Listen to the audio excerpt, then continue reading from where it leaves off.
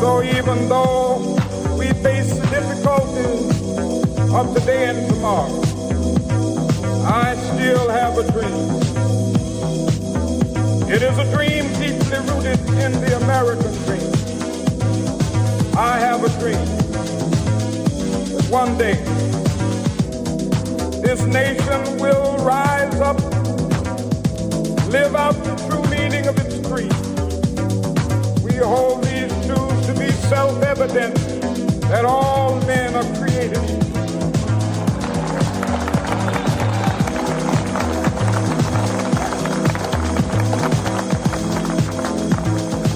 I have a dream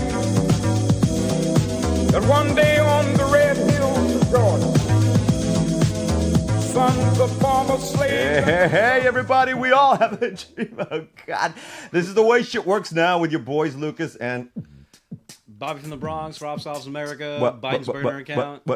Oh, God. Happy to be back. Yes, we are. Yes, it's been a while, man. It's since in studio? Yeah, we haven't done something in here. We've done a few things, everyone. In fact, welcome to the show. And fact, since the last time we've been together, so much has gone down. It's going to be like super real, you guys. So we're going to have some things that we're going to be breaking down today. And I just want to thank everybody for being here. In fact, if it's a few minutes past 11 o'clock, although whenever you're listening to this podcast, it doesn't really matter, does it?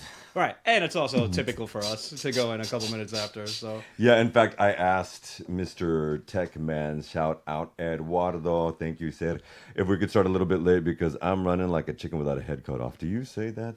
Yeah, no, I think I do. I do, because it's been that way. It's been that way in the United States for about 6 months now. But what are you talking about? I don't think this makes sense. But I think we have a good balance here today. We're gonna bring them a little bit of the real, and then a little bit of like something to cleanse the mind and soul about Barcelona. We have a good group of people coming in to talk about Barcelona. That's going to be an hour and too. Culture, expat life. So we'll start off talking about the unfortunate circumstances of the chaotic negligence in the United States government. I don't know what you're talking about, and man. then we'll go on to discuss everything else about our lives and our friends in Barcelona. So I think we'll mix it up. We have a guest coming in any momento, but I figured we'll get a proper, solid introduction. Welcome back.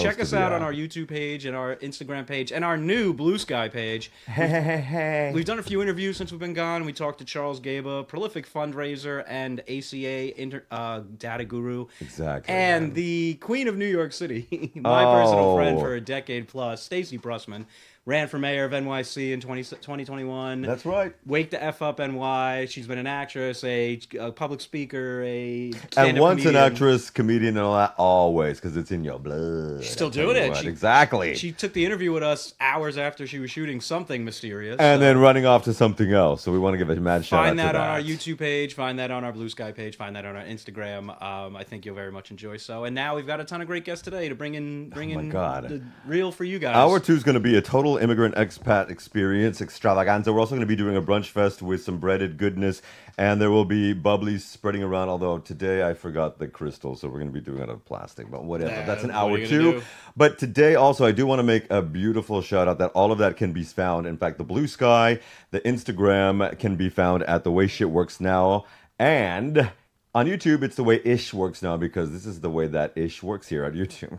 Yeah, we can't put a curse word in YouTube and get the algorithm to work, so we had to switch it up a little bit. Just a little bit. Our Clippy clips are doing pretty well, though, I gotta say. And we want to thank everybody who's tuning in, and little by little, every day we're building up this independent media system, independent media system, whether it's through podcasts, whether it's through live radio, as we do here as well out of the beautiful city of Barcelona. And in fact, today, joining us in just about approximately 10 to 15 minutes, Mr. Oliver Kendall, who is formerly has a background in international security in the United States and is doing a current MBA pro here in BCN at ESADE, which just happens to be one of Europe's top and Catalonia's top business schools.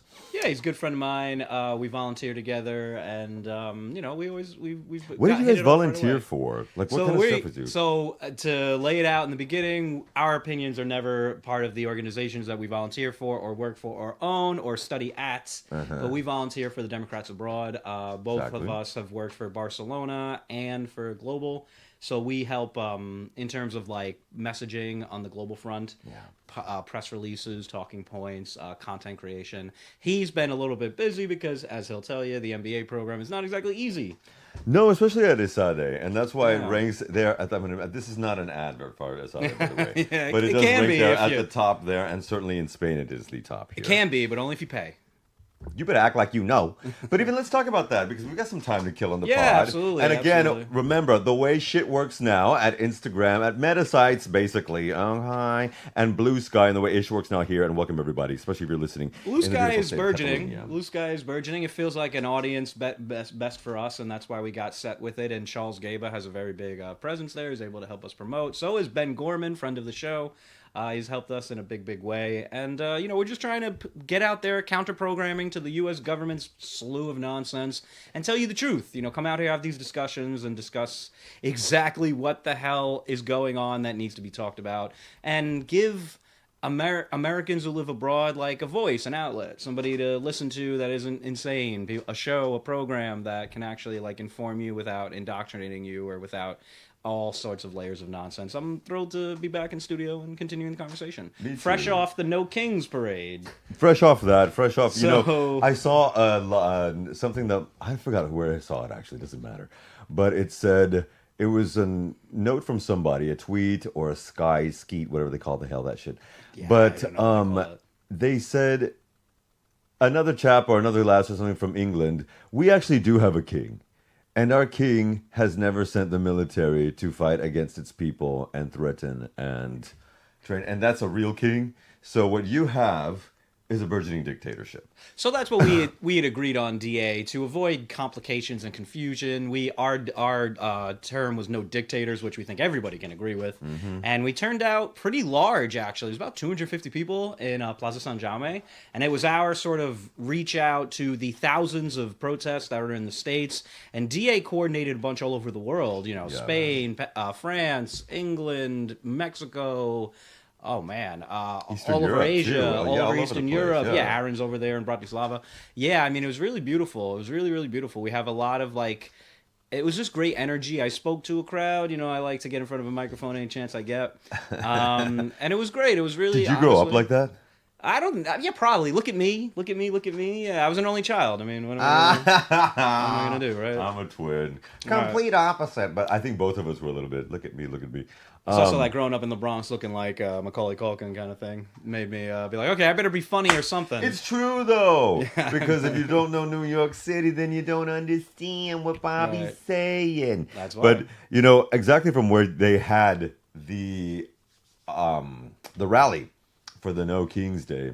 Yeah. No King's Day Here, parade. no dictators, but in solidarity with the United States No Kings protest. It was against no Trump. dictators. Hells to the yeah. Yeah, it was Thank no you. You just said dictators. that. Hello. Yeah, because everyone agrees that we should never have a dictators ever. Well, not everyone does, and this is Yeah. the reason why we've had to do this. Right, isn't that right? It also gives Yeah, a that's a platform for those of us, again, in the expat independent media system to get stuff out where we are. Because if we have more of these things popping off, that includes millions. In fact, there's over roughly 16 million people, give or take, at any given time, who are abroad outside of the United States, and it's always going to be growing because es que ya sabes tú, which means in Catalan, you already know. Well, Europe can expect a lot of the United States top scientists and medical minds to be begging to come over here soon. In fact, currently. And some of our finest actors and actresses and comedians are also moving over here. And a few of the queens that are going to be here in the second hour are going to be speaking about that. One thing I wanted to talk about is that there's this massive fierce debate that's just popping off here in Catalonia. And I want to know what you think about it. Yeah, hit me up. Now, in this thing that is actually being called for a national reform to reduce the work week to 37.5 hours instead of 40 hours. And it is coming under some fierce debate within certain Catalan parties, but most specifically, the faux independent party that's known as Together for Catalunya, Junts per Catalunya. I don't actually know about that party, but the idea makes sense. I mean, there's no necessary hourly mandate if you can get your job done. What do you mean? It's got to be 40 hours or we're effed. I mean, I feel like other countries have tried this and significantly shortened their work weeks because it's about the Germany, productivity. France, anybody? Mm-hmm. I mean, it's about the productivity, but also like it's also about not being worked to death. I mean, we've made a lot of progress in the labor movement over the last century or so to say that you don't have to work 12 hours a day every 7 days a week. We've gotten better, slightly better over time. And unfortunately, in the United States, they want to bring that back to make America great again. Well, we're gonna have to. But I agree with shortening the work week, especially when it's applicable. I mean, it makes perfect sense to me. I do come from we both do. We have a New York City work-based background. Oh yeah, absolutely. And there's certainly something in the finance and other community. Well, certainly in the finance community and attorneys and what things that working 60, 70, 80-hour weeks is normal. Right, no, some of my friends actually do that kind of schedule. A lot of mine do too. And I mean, my auntie, who, shout out to Aunt Laura. By the way, Aunt Laura runs so many of the city's original punk rock bars. So thank you, Aunt Laura, for always giving us a place to drink. Nice. Love you. Yeah. But this is starting some stiff debate because it's happened and been successful for so long in Germany and France already. Right. I mean, and it's also a matter of, work-life balance is so critical, and it's a point of, like, your own personal health, your stress, your mind going absolutely nuts, and actually living a life. I definitely have come more on the side of that. I understand why that's necessary. When did that happen for you, man? Oh, God, I guess when I stopped being... Yeah, right. COVID? When I stopped being a Republican... Yeah, when I stopped being a Republican, I realized, maybe we shouldn't work everybody to death. No, you know what I really think? I've been on both sides of the aisle. How Protestant. I've been on both sides of the aisle, and I've also been on both sides. I've owned small businesses. I've worked as an employee. I've worked as a contractor. I've worked as a, autonomo. I just think, like, making sure that your employees actually have their own... their own health, their own lives is beneficial to you, because if you have a miserable workforce, you're going to get miserable work product. I mean, it does, as always, children of the corn, people who are listening in, and anyone who knows the Club with Lucas, knows I love to quote The Simpsons, and it reminds me of Mr. Burns when he said, "A happy worker is a busy worker," and it's true. And Mr. Burns, yeah. He just happens to be, him and Lisa happen to be my favorite. He and Lisa happen to be my favorite characters, but there's some truth to that, and if you can keep your folks happy, then that's kind of the point. You're right, though, what you said a few minutes ago. Let me wet my whistle. If you can get your ish done in less than 40 hours, what the hell? I do remember one of my first, Raquel Cortez, a business student I had here, and she said that she got her ish done every day within 3 to 4 hours, and the other 4 to 6 hours, to 8+ hours that she was there, were filing her nails, Facebooking. This was because the job is finished. Yeah. Right. No, exactly. And she would space it out so that she had enough cigarette breaks after the lunch hour. We should fundamentally rethink how work productivity exists, like how it's thought of and how it's implemented, because it's not like the whole work.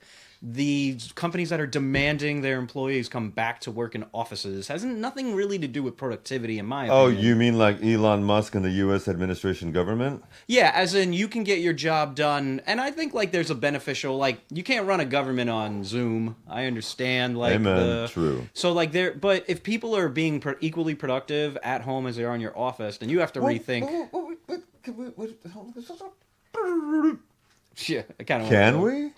Because we did for months into years. Because what's going to happen? Like, there's going to be another pandemic because you have a bunch of maniacs running U.S. government health right now. I rebuke those words in Jesus' name. Why would you say that? Because, they're replacing the vaccine advisory committee with a bunch of, like, wellness industry grifters in the U.S. government right now. There you go. So we're just counting down the days in the next pandemic. So we're just going to wind up having to go full work remote anyway. So what's the point of it? I think it's about employers and management using that as a benefit to negotiate against your wages and benefit, like your wages and general benefits, like well, you can work hybrid. Like, well, that's something you wanted. That's something you wanted me to do anyway. Like, why is that a benefit? Yeah, take Fridays off. There's some hybrid for you. But yeah, I mean, I've been a contractor for like a while, so like my schedule's always been weird. Mm-hmm. Like I've done 10-hour, 12-hour, 13, 15-hour days, and then I've taken 2 weeks off, and so like I kind of understand the ways that like work gets finished and completed. I've been doing project management and event stuff for quite a while now, and I understand that like when I'm on, and then when you're off, you're just off. So what's the point of, like you said, your friend, she's done with her work in 4 hours and you're just paying somebody to sit there and do nothing. nothing. It Keep doesn't make keep any a sense. seat hot, yeah. In management's opinion, that would be, well, then let's give her extra work. Like, not the work we paid you for. Okay, but that would be... Boy, we're really shooting the shit today. That would be... Yeah, what the hell, why not? More, don't you think, a U.S., New York City-based way of... Oh, you've got more time? Huakata. Like, in the office back in the day in New York City, before 2010 when I was moving here, there was always stuff in the to do. It never finished, man. Yeah. And so there's this element of that, and I believe that some of us, and we're going to find out more with some of our sisters coming in the second hour, that they bring that here. You know, that stuff, we bring that energy with us here. And sometimes, certainly with a lot of the business clients I've had to work with, people learn from that. People are inspired by that, you know, get up and go attitude. There's a phrase here in Spain called espabilarse, which means, well, I often say in business sessions, we don't have that because we're all born with it. Okay. Like all of us can sing and dance. But espabilarse means get up and go, to have the drive, to do something. Which I think that's there's a lot of merit there. I mean, that makes a lot of sense for people that are... I mean, again, I've done these on both sides of the aisle. When I'm really passionate about something, like the hours don't ever matter, the days don't ever matter. Like this show, I started putting together edits on Sunday afternoon. You've also done it on both sides of the aisle in reference to politics. Well, yeah, exactly. Oh, I've been a union member. You know, like I've been a loyal and dues-paying union member for 14 years before my life in Barcelona. And look, children, he's only 34. They're only 34. So you can do this. I'm 42. 33. 42. Yeah, 33. And oh my God. Our guest is actually here. Maybe we should take a... I believe that I will start talking, Eduardo, if you will focus on me. Because I don't know if you know this or not, but it's not just about me. Maybe you want to open the door for him? Yeah, sure. Of course I can. We can just cut this out. Hey... We'll just cut this out. You know what? Something tells me that his face looks familiar. But, yeah, go ahead. Yeah, okay. Mr. Kendall is going to be joining us. Like we talked about earlier, Oliver Kendall is going to be joining us. And he's just run out of a session at ESADE, in fact. But no, what I was going to say was that there's this element where when you are based outside of your comfort zone, it becomes a bit more of a challenge to, like, keep the ish real. Now, someone's walking behind me. I don't know what's going on up in here. Hey, my brother, welcome, man. You don't have to worry about it. Oliver, welcome to the show. Have we met before?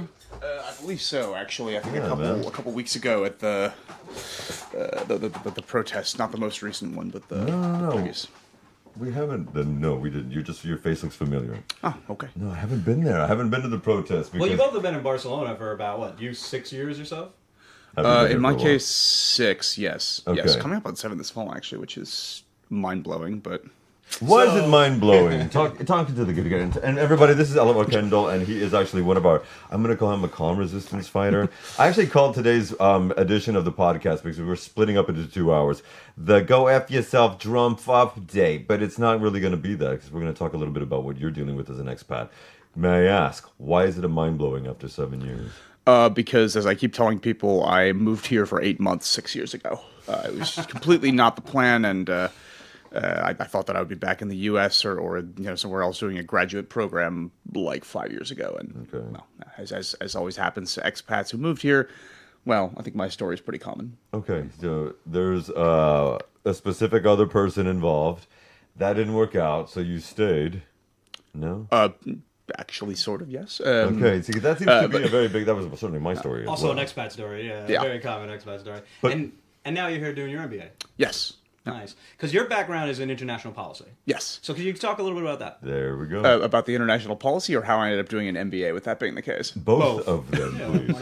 I guess the MBA is mostly a response to the reality that once I had been outside the U.S. for a while and realized I liked the flexibility to be able to potentially be somewhere other than Washington, I realized that my resume is one that puts me pretty squarely, on the eastern seaboard of the United States and nowhere else. Child, please. Where are you from, man, originally? I grew up in Tacoma Park, Maryland, and Michigan. Okay. But my family's from the other coast, so it's the other coast? Yes. You mean California? Washington. Okay, Washington. Yes. I appear to have some sort of connection to every Washington in the United States. Man. Yeah, nice. Okay. All right, and so this kind of state that you found yourself out of, you wanted to get out of Washington, D.C., I'm presuming you were living there? Yes. Okay. And so, and I also, did a tiny bit of nerdy research, but you had some background in international security as well? Yeah, my undergrad was focused pretty heavily in international security policy. I was a teaching assistant for a couple of years in that space, and yeah. I want to know your thoughts on foreign interference in this administration. Sure, let's go straight for it. I need to know. Foreign interference? Well, do you think that there is any? Is there? Do you happen to think? Well, our brother needs to speak, love. Yeah. A $400 million airplane is hard to miss. What are you talking about? He didn't accept it for that. It's for the Department of Defense, and then it's going to be part of his library.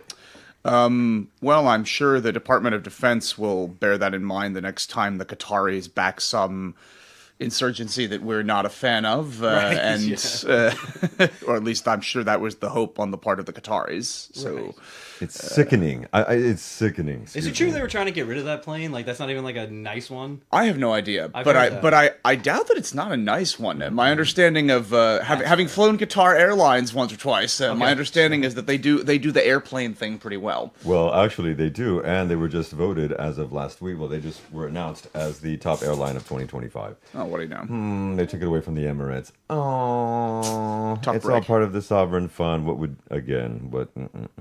Global apathy, because I mean, some of the bitching that we do on our Bitch and Gab Fest sometimes can come across as apathetic, or not. I think it's trying to be the opposite, but it's trying to break like, the general apathy and the. Do you have any thoughts on that? Because I feel like there's this slide into like, and we do live in a country where one of the main expressions here is lo que hay, which means that's all there is. I think so. If I understand your question, you're referring to the slide into apathy among expats or among people back home. General global, I feel, but let's keep it Western.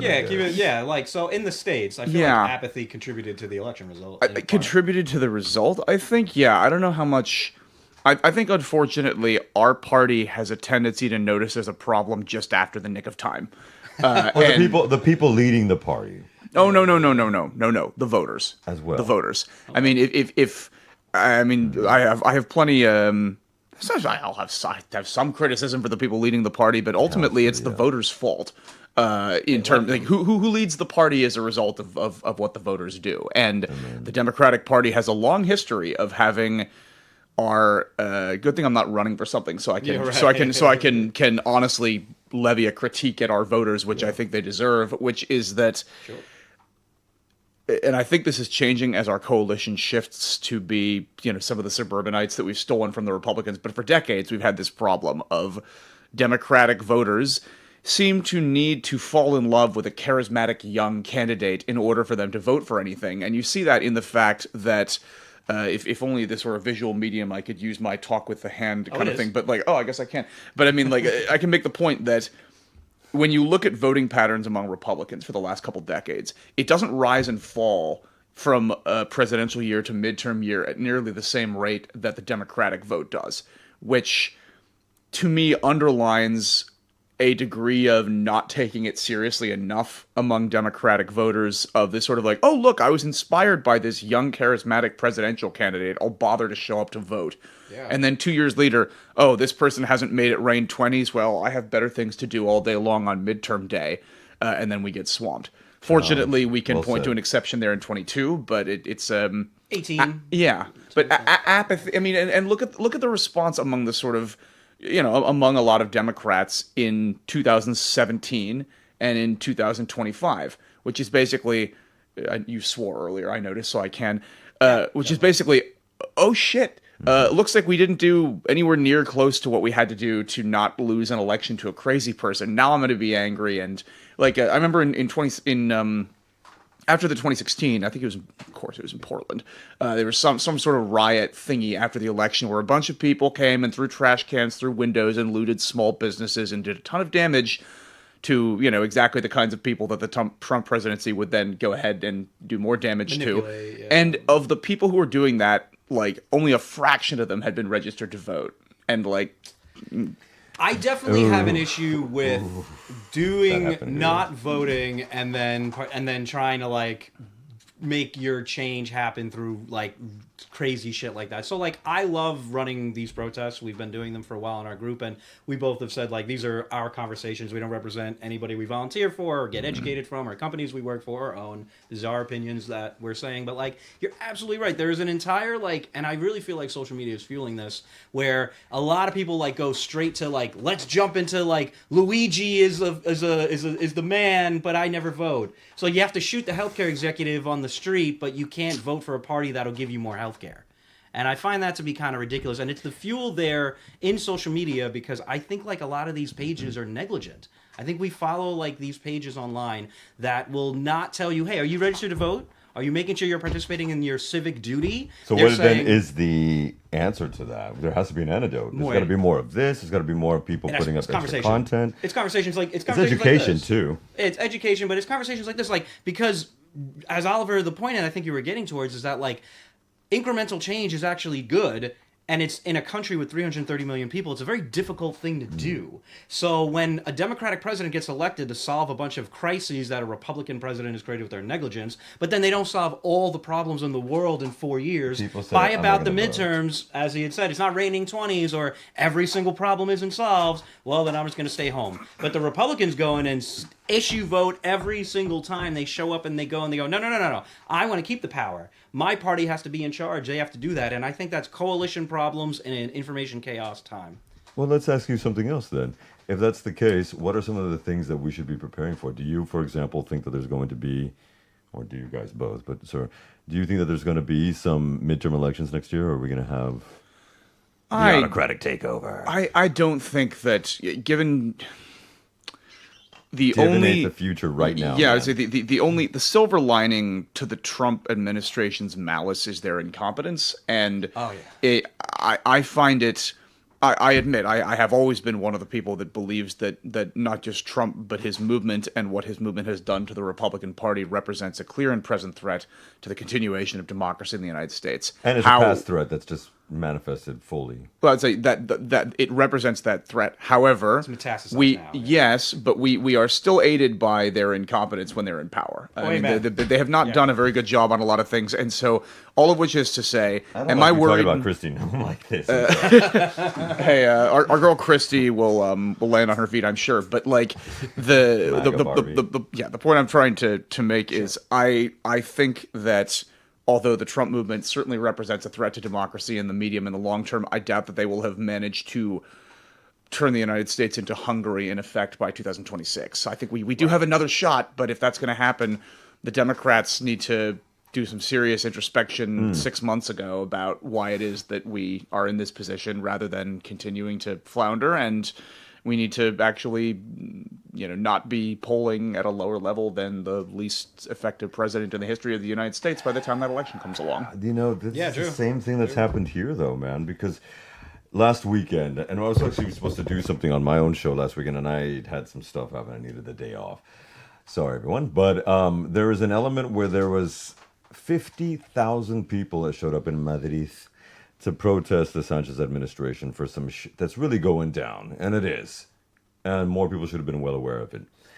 But without the thinking or remembering that 6 years ago, the Pepe were voted out for billions and billions of fraud.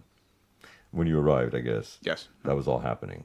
And so there's this element where people, whatever, we forget that. And the same thing, the socialist government who has done the most, in fact, Spain is the strongest growth economy in the world right now, and was in 2024 as well. And yet the socialists have the lowest approval rating in their history since 1978, December, with the Constitution. And so this pattern seems to start happening. And we had 91 million people that did not vote in that last election. 2024, you mean? In the States? In 2024. Yeah. And as our Queen Annie Grall has said, only about 9 to 10% of U.S. expats abroad, of the 16 million, voted. Yeah. 10%. Which is an improvement. Sadly. Right. That is an improvement. Incremental. Yeah. Having Serio? Yeah, it's an improvement. As in it's been less. Yeah, it has usually been less. This is where I although I know Rob and I are not speaking for Democrats abroad at the moment, but it is, having been involved in the 2020 campaign and the 2024 one, 2020 represented like a 2.5 times increase over 2016. Wow. The leadership that was in place during the 2020 election in Democrats abroad was phenomenal. And also, I think that actually, weirdly enough, I think that the Shout pandemic... out Chris Riley. Yeah, Chris Riley. Chris, yes, and globally, Julia Bryan was just such a phenomenal leader of Democrats abroad. But the thing is, I think that in addition to those things, I think 2020 favored Democrats abroad, strangely enough, via the pandemic. Because people who are inside and on the computer more are more connected to international networks that they're a part of. And I think that we had an advantage then. And then I don't remember whether our turnout in 24 went up or down. I don't think that it changed that much. It's slightly down, but the changeover to Kamala we started seeing astronomical increases in registrations, but I don't know about the actual voting data yet. Well, I mean, we do know that there was over 81 million in 2020 for Biden and 75 for her this time. So right there, we do see a 6 million discrepancy there. When we talk about that, though, what should we do to encourage, like, for example, a younger vote, or to get back our Latino men, for fuck's sake, as a Latino man here? Well, saying Latino instead of Latinx is probably a good place to start. Okay, but even that, people need to get the fuck over themselves with that. Who gives an ish? It's semantics. It's the same stuff that we were saying back in the day about don't say the N-word and don't say this one. Like, eventually, we have to just fall in line. This is just a part of the pattern. I don't think we need to... Why does it have to be such a big deal if you say Latinx versus Latino? The people that give a shit are insecure, because anyone who's secure doesn't give a fuck. Well, do they like... I mean, you're Latino. I am, very much so. How do generally people feel about this kind of... They don't give a shit. We don't... part of it is... Okay, whatever. But then at the same time, with all of the norms in reference to gender, in reference to all of these things, in reference to office politics and things that we can, monikers that people take on there, everything has to adapt and change.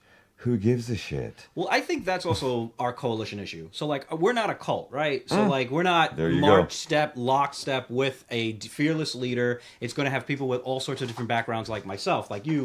We all have different backgrounds, and you have everything under the tent of not fascist is essentially a potential vote for a Democratic Party. But we're not necessarily appealing to all of those potential votes. What about for a the variety David Hogg of different? What? The David Hogg thing.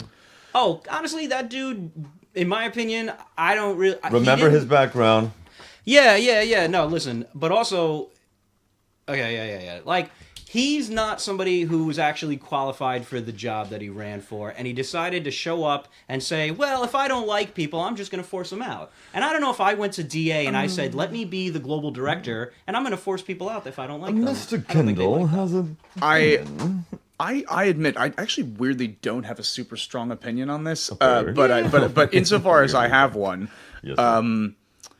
my understanding, first of all, is that David Hogg's "I'm going to come primary you" thing existed prior to his going into the DNC, so it wasn't like he came in and his first move was like, hey, you know what occurs to me now that I'm here? I'm going to primary everybody. Okay. That being said, I also am somebody who thinks that one of the worst things that's happened in American politics is when the word primary became a verb. And I think that the only reason I'm not freaked out about David Hogg's thing here is that my understanding is that his effort was not just a straight up let's primary everybody from the left thing. I don't think his goal was to become the Green Tea Party. That being said, again,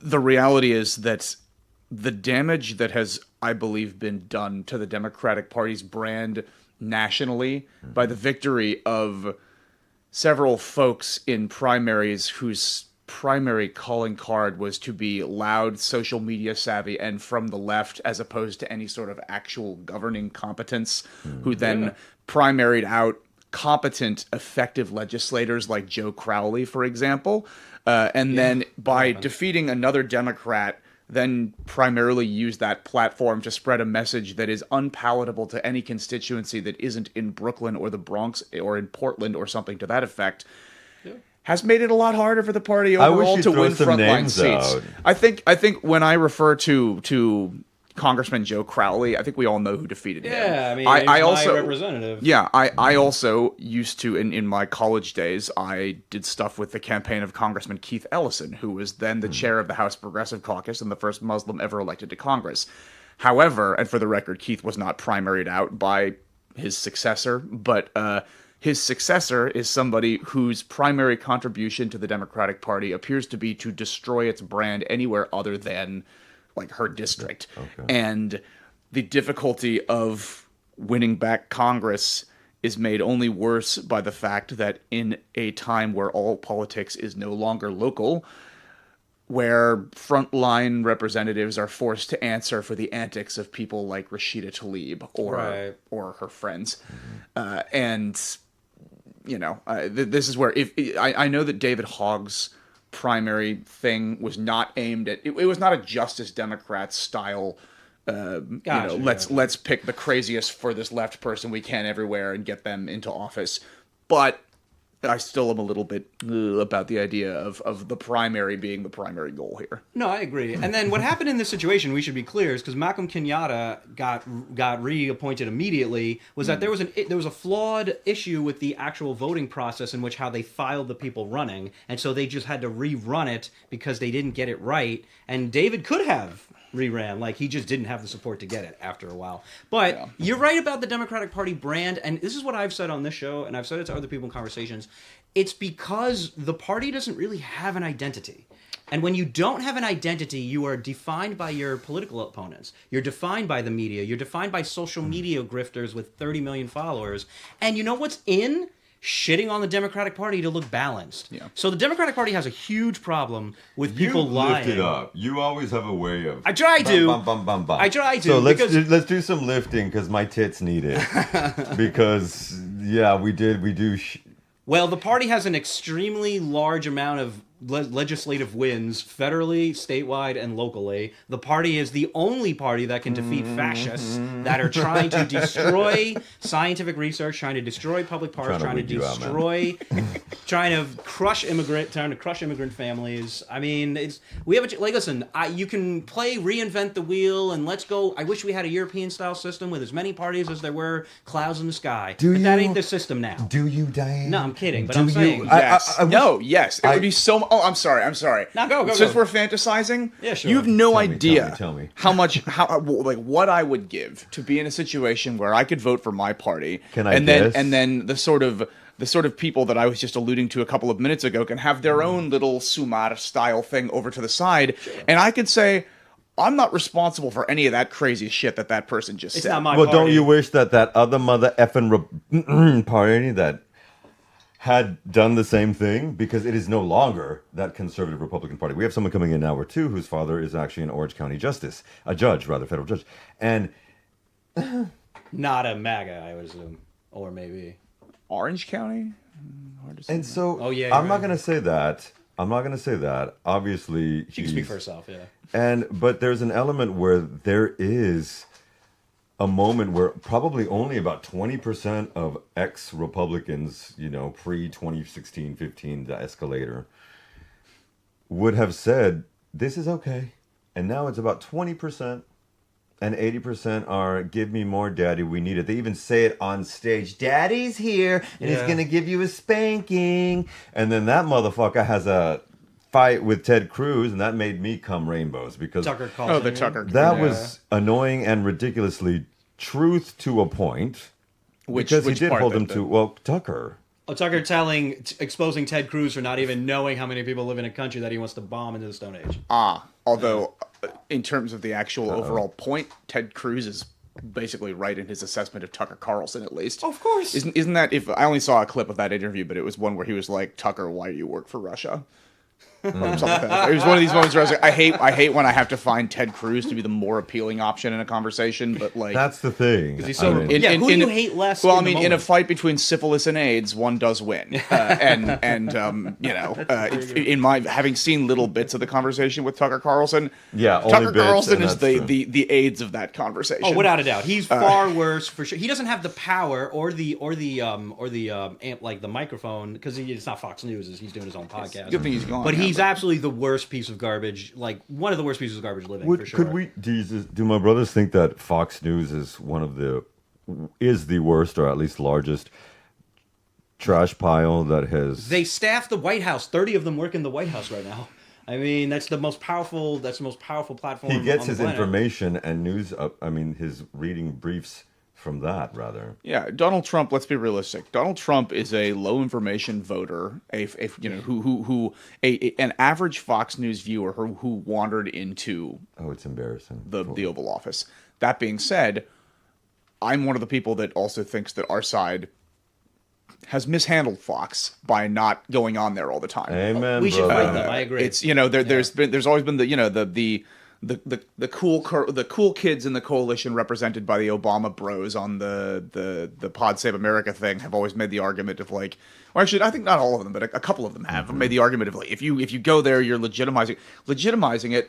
Bro, first of all, like some larger than you would expect portion of their audience are in fact Democrats. B, it's the largest network. We lost. They're not going to go away. People are not going to not watch Fox News simply because Democrats refuse to go on. Thank you, Australia. And with that being the case, we need to go there. We have to go and talk to them. And Pete Buttigieg and crushes it every time.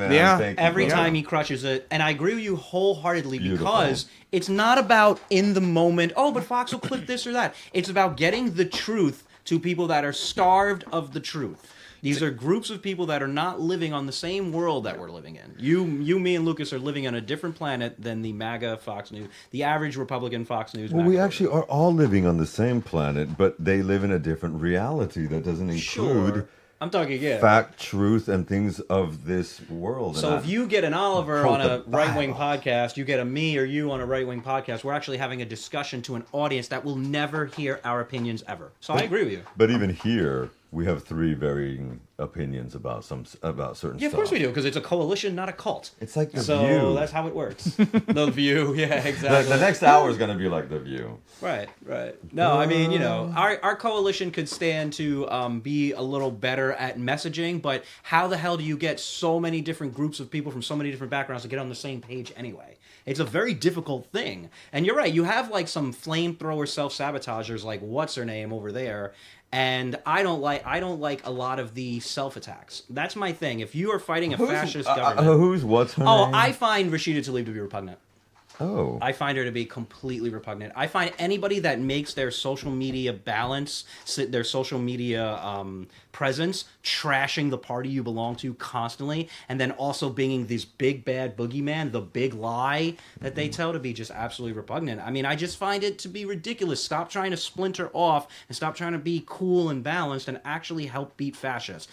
Get people registered to vote. Show up to fucking elections. So this is what we need to be doing. This is what we need to be doing. We need to be doing, like, the criticism is fine. We should always have debates. We should also be discussing everything that we think can be improved in a political party because it's a two-party system. But can we stop trashing the party every single day? There is one additional thing. Like, first, yes, I agree with everything you just said. Second, a critical step that needs to be taken by the Democratic Party is to stop micro-targeting. Like we have in the last consultants, damn it. I mean, well, no, but yes, but also it's the obsession with identity as being the primary issue which we should be talking about like I remember having done I coordinated the phone banks out of my staging point in the 2012 election with the Minnesota Democratic Party and the Obama campaign, and it was broad messages that were applicable to everybody, and everybody participated. In 2016, I tried to do some of the same things with the party and with the Clinton campaign, but every phone bank you would go to, it was Asian Americans for Clinton, or like black men for Clinton, or like white women for it broke down the coalition. It's still like that. Yes, which is a big problem, because most of the rest of the country does not think in these terms in the same way. But that's because most of the rest of the country, at 56%, is white, and so fact. They vote. So there becomes and they vote, okay, and so at that point, well, do they? Because it was the lowest turnout in modern history, this last one, and so one of them, yeah. Because 2016, I think, was the actual lowest really? in our lifetimes. Yeah, because the sheer number of actual Trump. But you're right, Claro, 80 million. Well, we're also talking the 80 million population was people also stood out. different. We're talking 80 million people stood out. So there's an element where We're talking if that doesn't get addressed because the original sin and all that BS and all that, because it's there, there is an element where it's not going to stop. And now this is only just going to proliferate it even more. But with that being the case, if we make, and that's not our direct argument, but if our implication is that you should vote on the basis of which accident of birth group you belong to, then we're going to lose. Because, at least for now, the notion that at some point the country will just become diverse enough that the Democrats will just win by default is clearly bullshit, especially in the context of this last election, where Donald Trump got a higher rate of non-white guy vote than any Republican in decades.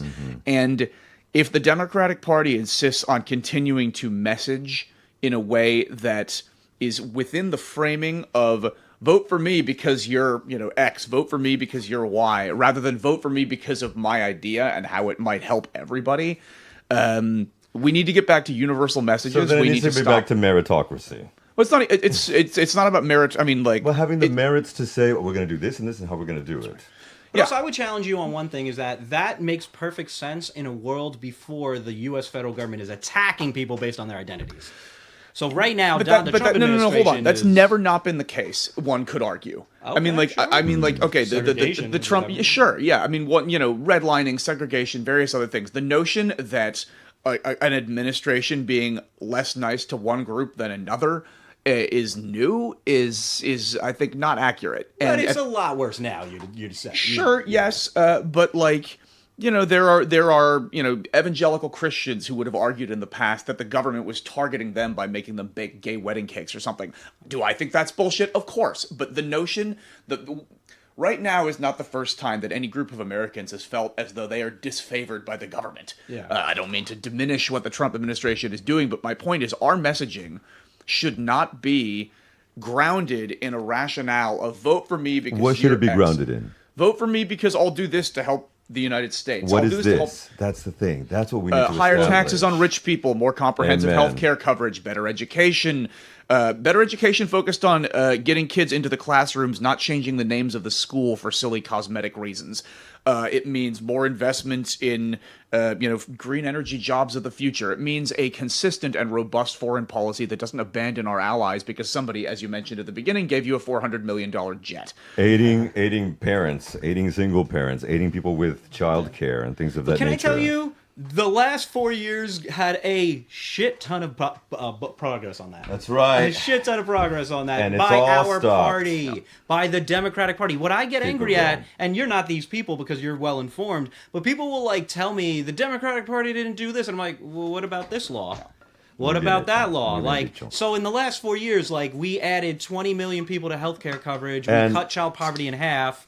We 5%, but yes. And yet, then, what was the conversation about during the time we were doing all of that? Well, of course, we can blame a lot of it on the relentless, oh my God, look, he's old, he tripped sort of coverage. The media. But also the fact that silly cosmetic fights were started by the left-wing activists over the last several years. And for the last year and a half, much of the national focus has been on privileged little 19-year-olds lighting their college campuses on fire because they fundamentally misunderstand a conflict on the other side of the world. Yeah, if we do not message about those accomplishments that you just outlined, well, then nobody's going to notice anyway. Can I ask, Rob, because you would know, Pop, which of those accomplishments that Biden and Harris did pass are still in continuance at the time? That Trump isn't actually actively dismantling. Correct. Are there any, I wonder, because of the infrastructure stuff and everything that happened? I mean, look at how they built the bridges. CHIPS Act, I'm sure he PACT is still going, PACT Act is still going, CHIPS is still going. He hasn't touched the Respect for Marriage Act, which is nice so far.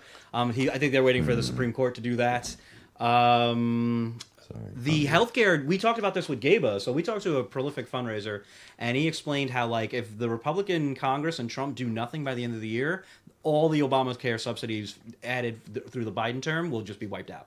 So they have to just do nothing, and everybody's healthcare costs that are on Obamacare. You should really stop sunsetting things. Yeah, really, right? Just make it permanent. Should really stop sunsetting things. Yeah. Do you remember that state where they through a technicality of the law, they properly funded education for 400 years or something? And so he was able, I forget, I think it wasn't Wisconsin, but never mind. But there's what? I agree with you. Like, so there's a technicality in their law that like it didn't have a limitation to funding provisions, and so the governor got real smart about it, and he said, "We're funding this for 400 years," and the courts actually had to be like, "Well, yeah, that's technically the law. Like, we're interpreting the law," and I'm like, so I agree with you 100%. We should be doing that. But my thing is, stop.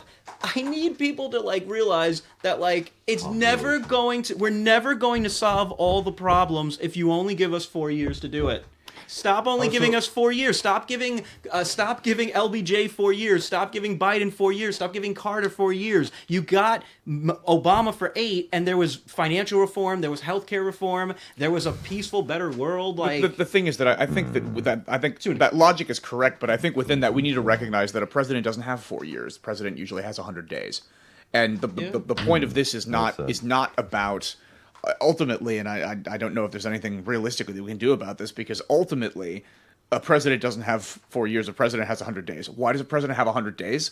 Because the legislative and the executive branch are not in any way connected, and the legislative branch has their own agenda that starts, pretty soon when they need to run for re-election. The only way we fix those things is by either having a parliamentary system wherein the legislative and the executive branch are the same thing, or by enacting some sort of electoral reforms in the United States where there isn't an incentive to be running and fundraising the minute you arrive. Ultimately, if you need one or two houses of one of the 3 branches of government to get a lot of your agenda done, especially if your agenda is expansive, given that, if you need one half of you need both of the halves of the legislative branch, but if one half of the legislative branch is distracted almost immediately by the need to be on the phone fundraising for 9 hours a day from the minute they arrive, 100 days goes by quick. Well, tell me, both of you, what you think of this. I always thought term limits are a debatable concept, but I think terms can be terrible idea. Okay, go. So term limits are a terrible idea. I'm not sold on it. The thing. Think about this. Years and years ago. We'll have to wrap up after this. Oh, okay. I'll skip the backstory then. The bottom line is, think about a state like California that has term limits for their legislature. You can have like 3 terms. The thing is, legislating done properly is actually a job that requires some level of skill and expertise, which is part of why I don't like primaries by young, unqualified activists who, aren't actually as good at the job as the person they primaried out. But legislating is a complicated job that takes some skill and experience. If you're there for 2 years, you're kind of learning your way around. Maybe by the end of your second term, you're actually good at the job. And then after your third term, they kick you out. The best and brightest are not going to go into government if they know that they have a limited time contract. That's not how you attract talent. And we want talented people doing our legislating. Yeah, the notion that politics should be like unprofessional and done by just people who show up once a year who read an old Thomas Hobbes book one day a long time ago. That's a terrible reference, but the idea that legislators shouldn't be professionals in some way is nuts if you want good legislation. And if you sunset people's time in the legislature from the get-go, other than with elections, it tears them up. Yeah. No, it makes sense. If you're good at your job, your term limit is your constituency. Now there you can talk about different issues with that not actually being the case. You have gerrymandering and stuff like that. But I completely agree with you. End us on a good note. What can we look forward to? What do we look forward to? Give me something positive. What are we doing well? Because I think we are. I think the resistance is rising. I think we have a good chance to beat the dumbest attempt at fascism ever. We are winning most elections that have gone out. Yeah, basically overperforming in every single special. What can we, the people, not just the party, what can we, the people, do, and what are we doing positively, in your opinion? What I see positively is a number of Democratic leaders in the wake of the 2024 election learning the lesson that a big part of the reason we lost is that we've annoyed huge parts of the country into finding us to be just difficult to tolerate. This is why I like seeing things like Gavin Newsom talking to people that we don't like. I like seeing things like Congressman Seth Moulton being willing to say things out loud that almost everybody agrees about, trans people in sports, that it's okay, we don't want to touch that, but everybody kind of quietly agrees with this for the most part. But this breaking of the taboo kind of thing, I like seeing people in the party speak a little bit more openly in a way that it doesn't make it sound like we're hiding something all the time. B, I like seeing a focus in most places. Let's see what happens in the New York election, but an increased focus on competent governing of the areas that we have, so that we let the alternative speak for itself. The alternative vision we present speak for itself in terms of look, the government here actually worked. I like that there's a wing of the party that's focused on that sort of thing. And, you know, I don't know. Ultimately, I think Pete Buttigieg we were talking about earlier. Yeah. Like going on these, fighting the information wars at where they are, not choosing your own special. The incompetence of the Trump regime speaks for itself. We need to let our competence speak for itself in places where we have the ability to demonstrate it. Amen. Love that. And with that, we shall end. Awesome. Good This talk. is my brother Oliver Kendall. Thank you so much for being here, man. Thank you. Thank you for being Yeah, we here, gotta get your everybody. podcast You going again. already know. Shit. Yeah, because you have one too. I have not. The NBA has basically ended my life, and I have not done it since the election. What was but it called, really quickly? It was called OK Talks. It does still exist, and it will. It's on. And a it's on there. Temporary it's on Spotify, hiatus. Apple, and OK Talks. And everybody, this is Tory Sparks, as everybody knows. In the next hour, we have a whole range of topics coming up. So Some we'll talk good to you for on the your flip mental side health good news. on hour 2 of The Way Yeah. Shit Works Now. Thank you. Shout out, everybody. Peace. We'll be right back. Adios. Oh, thanks, man.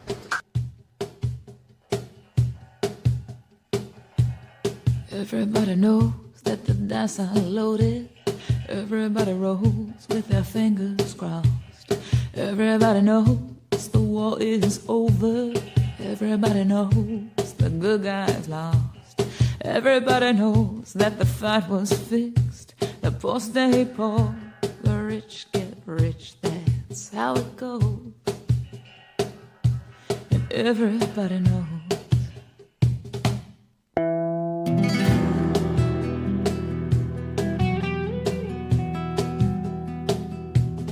Everybody knows that the boat is leaking. Everybody knows that the captain lied. Everybody got this broken feeling, like the father or the dog just died. Everybody talking to their pockets. Everybody wants a box of chocolates and a long stem rose. Everybody knows. Everybody knows that you love me, baby. Everybody knows that you really do. Everybody knows that you've been faithful, oh, give or take a night or two. Everybody knows that you've been discreet. There were so many people you just had to meet without your clothes. And everybody knows